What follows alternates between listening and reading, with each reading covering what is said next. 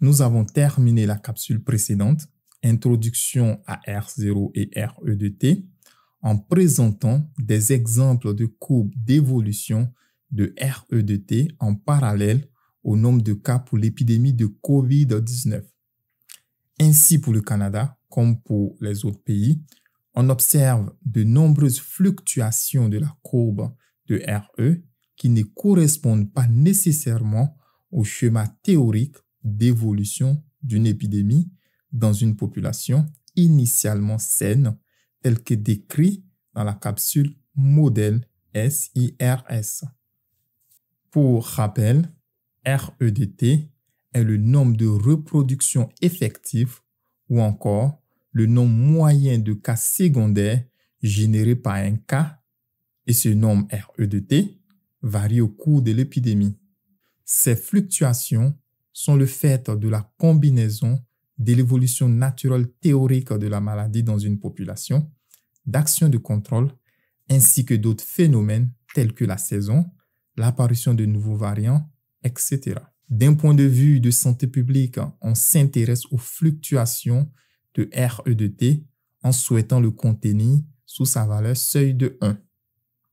Les seuls outils de santé publique pour les populations humaines ou animales qu'on a en main pour assurer ce maintien sont les actions de contrôle comme la vaccination, la distanciation physique, le port du masque, la mise en quarantaine, l'abattage selon les cas.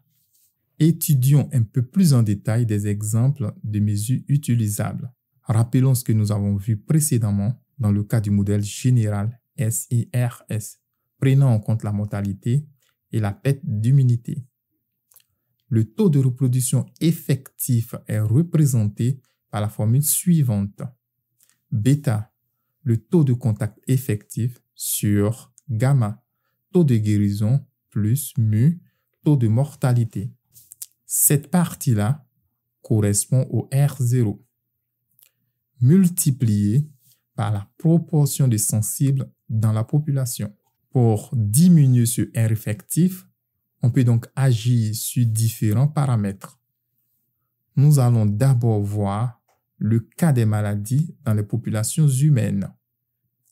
La proportion de sensibles évoluant lentement dans la population, on peut à chaque moment la considérer comme constante et définir le graphe suivant.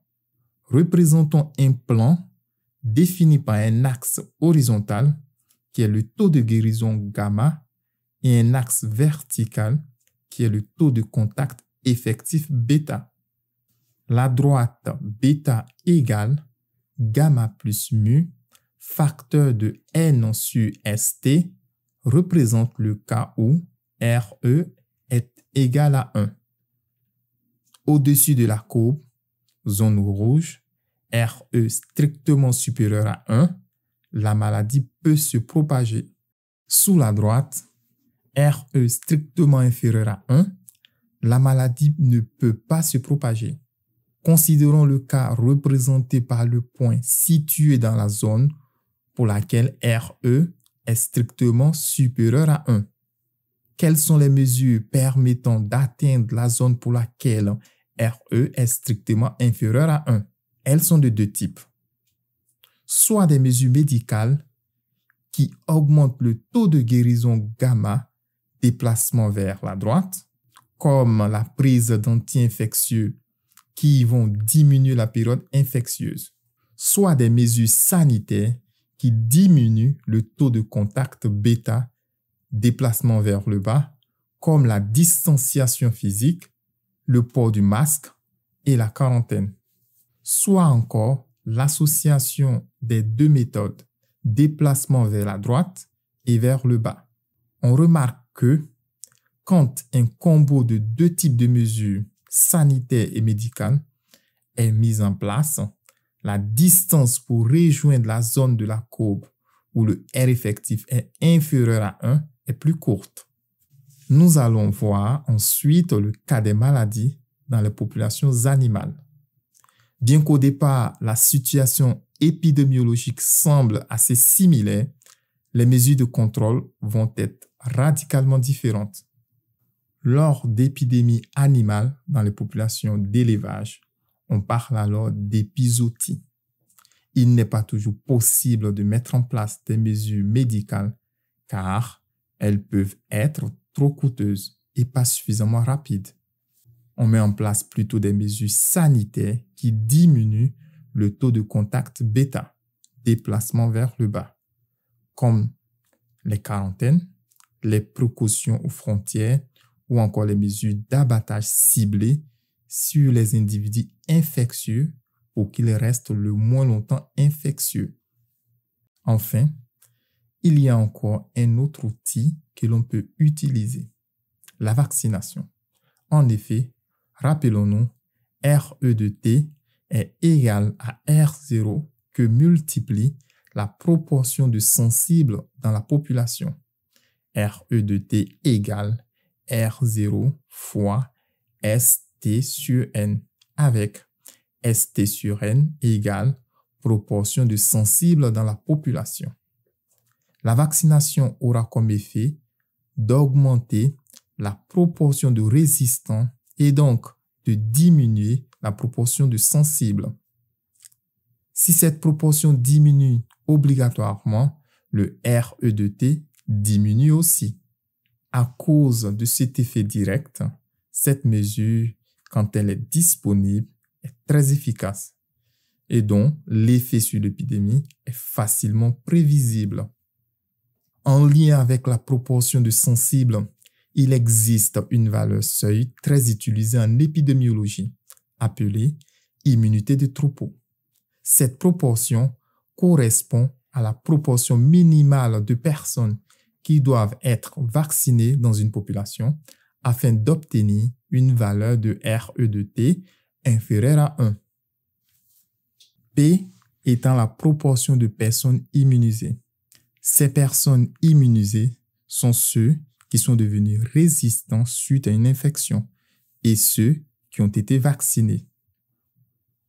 Pour la calculer, on considère que la proportion d'infectieux est négligeable par rapport à la proportion de sensibles et d'immunisés. Alors, la proportion de sensibles est égale à 1 moins P. Pour contrôler l'épidémie, il faut, comme nous l'avons vu, que RE de T soit strictement inférieur à 1, soit R0 multiplié par 1 moins P strictement inférieur à 1, ou encore P strictement supérieur à 1 moins 1 sur R0. P est alors le seuil pour atteindre l'immunité de groupe. À titre d'exemple, cette valeur P a été estimée pour le cas de maladies infantiles. Parmi toutes ces maladies infantiles, la seule qui a été définitivement éradiquée est la variole humaine, à distinguer de la variole du singe pour lequel le R0 est relativement bas, autour de 4. Grâce à la formule vue précédemment, on peut estimer que la proportion de population P qui doit être immunisée pour stopper la progression de la variole doit être située entre 70 et 80%. Concrètement, pour atteindre ce genre de seuil, il est nécessaire de réaliser des campagnes de vaccination importantes et répétées. Cela nécessite une très forte mobilisation de la population et des pouvoirs publics. Prenons maintenant l'exemple de la poliomyélite. Cette maladie était en passe d'être éradiquée compte tenu de la valeur relativement basse du R0 et de l'existence de vaccins efficaces. Toutefois, de nouveaux cas apparaissent encore aujourd'hui à travers le monde. De nombreux enfants n'ont pas accès de nos jours à cette vaccination. Cela est lié aux conflits armés, aux déplacements de population, aux perturbations des services de santé liées à l'épidémie de COVID-19 ou encore à l'hésitation face au vaccin. Il en est de même pour les maladies animales. On peut obtenir les valeurs de R0 pour des maladies comme la peste porcine africaine ou encore la peste porcine classique, qui sont deux maladies de grande importance dans l'industrie porcine. Dans le cas particulier des maladies animales, il faut être attentif au fait que la valeur de R0 est parfois calculé au niveau de troupeau et non de l'individu. Par exemple, pour le cas de la peste porcine africaine, la valeur de R0 avec comme unité de troupeau est de 1,65, alors que la valeur de R0 comme unité l'individu, le porc, au sein des mêmes troupeaux, est de 7,46, ce qui est beaucoup plus élevé. En d'autres termes, la propagation du virus entre individus du même troupeau est beaucoup plus rapide qu'entre troupeaux eux-mêmes. En effet, il existe des mesures prophylactiques qui séparent plus ou moins efficacement les troupeaux les uns des autres. Pédiluve, distanciation physique et autres. Ce qui n'existe pas entre individus du même troupeau. De même, la valeur du R0 entre individus du même troupeau dans le cas de la peste classique porcine est de 15,5, alors que la valeur du R0 entre troupeaux pour la même maladie est de 3,39. On peut remarquer que, dans ces deux exemples, les mesures de base de distanciation sanitaire entre troupeaux ne permettent pas l'arrêt de la propagation de la maladie, car les valeurs de R0 intertroupeaux sont toutes les deux au-dessus de 1. Si on explore maintenant l'exemple de la COVID-19, on se doute bien que la valeur de R0 a été calculée dans tous les pays et dans toutes les conditions dès les premiers balbutiements de la pandémie. Une revue systématique de la littérature nous rapporte que, sur l'ensemble des publications, la valeur du R0 moyen rapportée pour la souche initiale était de 3,38, avec une variation allant de 1,90 à 6,49.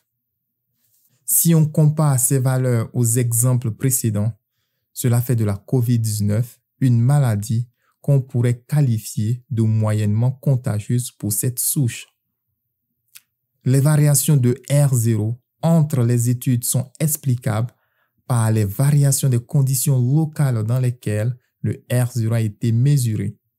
Type de données analysées, est-ce que les cas étaient tous rapportés ou non?